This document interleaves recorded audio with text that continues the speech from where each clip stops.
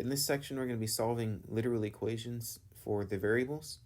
What a literal equation is it just means that in the equation, there's going to be more than one variable, and you're going to be solving for any of those letters.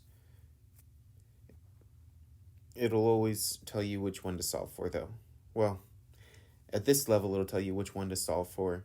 In higher level, they'll just say solve for force, and then you'll do whatever you need to do to solve for force. So they'll say, if you're given the force, solve for the velocity of this object at 20 seconds or something like that. And then you have to rearrange a bunch of equations and plug things in, and a lot of fun stuff. But for right now, we're just going to solve number 1 for t. So that means we want t to be by itself, which means we need to get rid of this 7. And this 7 is multiplying t, so to get rid of that multiplying, we're going to have to divide it away. That would leave t is equal to x divided by 7. And that's it. We solved it for t. Next one, solve it for r. We have an r on the right and an r on the left. Let's move the r on the left by adding it to the other side. That gives q equals r plus r. These are both the same letter, so that means we can combine them to be 2 r's. 2 r's is equal to q. Well, the question didn't say solve for 2 r's, it said solve for r. So we're going to divide by 2, and that's going to leave q over 2 is equal to r. And there's your answer. Next one, solve for a. We need the a's on the same side. Since the 15 a's are bigger than the 7 a's, let's move these 7 a's over here. Let's combine all of the 7 a's together. That leaves negative b is equal to 8a.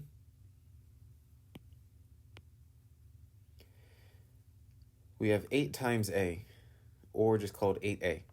To get rid of those, we need to divide by 8 on both sides, and that's going to give negative b over 8 equals a. Solve for y. We have an x next to y, and we have a negative sign. Why don't we get rid of the x first by subtracting it away? Because it's a positive x, you remove it with a negative x, so it leaves negative 2y equals 1 minus x. Now we have a negative 2 that's next to y. That negative 2 is multiplying, so let's divide it. Divide by negative 2. These are going to cancel out and leave you with y equals 1 minus x over negative 2. And we're done. Solve this next one for f. Well, then let's get rid of g. It was a plus g, so let's subtract it away. 7f equals 5 minus g. We have 7 f's. I don't need 7, I just need 1. So let's divide by 7 and divide by 7.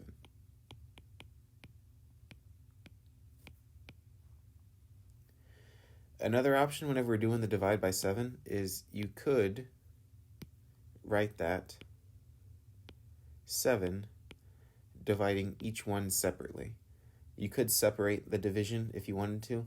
It would be the same answer. But you just have to make sure you divide everything on the right side by 7. This one says, solve this for t. Normally, the best way to solve equations is always, in my opinion, to work from the outside in. But if you chose not to work from the outside in, I'll show you what that would look like for number 11. So if we're trying to solve for t, and there's an r next to it, then you could divide by r, but we're going to have to divide everything by r. So we have, these r's are going to cancel out, balance out. T minus 2n over r equals y over r.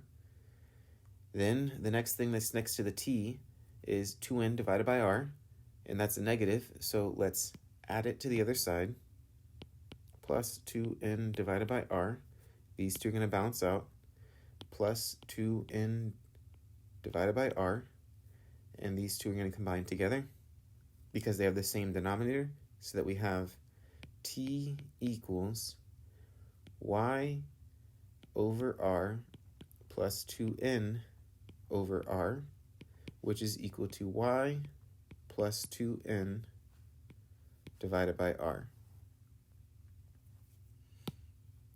Now I'm going to go back and do that question again. but this time I'm going to start from the outside in. Plus 2n plus 2n. RT equals y plus 2n. Divide by r, divide by r. That leaves us with t equals y plus 2n divided by r, which is the same answer that we got this way, but working from the outside in got us the answer faster.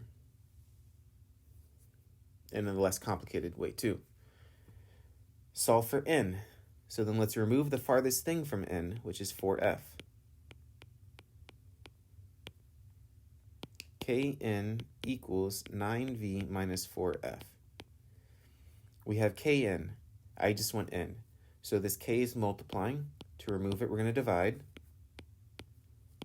That leaves you with n equals 9v minus 4f divided by k. It's ugly, but it's fine. Solve for x. X is up top here in the numerator. We have a minus c and divide by 2. Divide by 2 is the farthest thing away. So we're going to multiply by 2. Multiply by 2.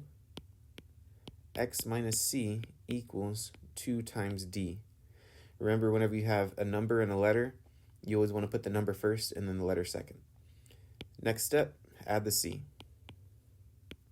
X equals 2d plus c.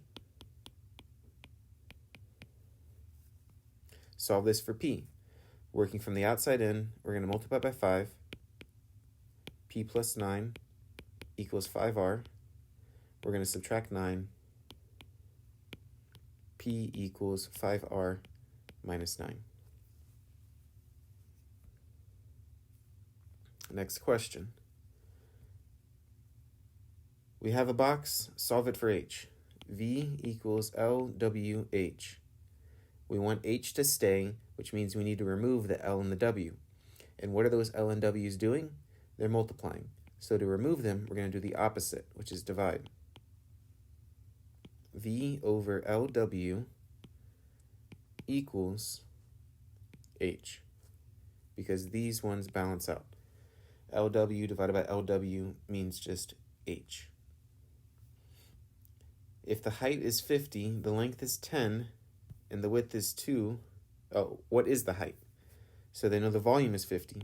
So 50, the volume's 1 on top, the length is 10, so then divided by the length times the width, which is 2. 50 divided by 10 is 5, and then we're going to still have the 2 on the bottom. 5 over 2 is 2.5, and then this was all equal to the height. So what I did was I took the equation and I started with that, V over LW, and then I put the numbers in, and then I simplified the numbers in the easiest way possible, which was the ones with the tens first, and then I divided by 2, and then I took the h part and finally said we're all equal to h.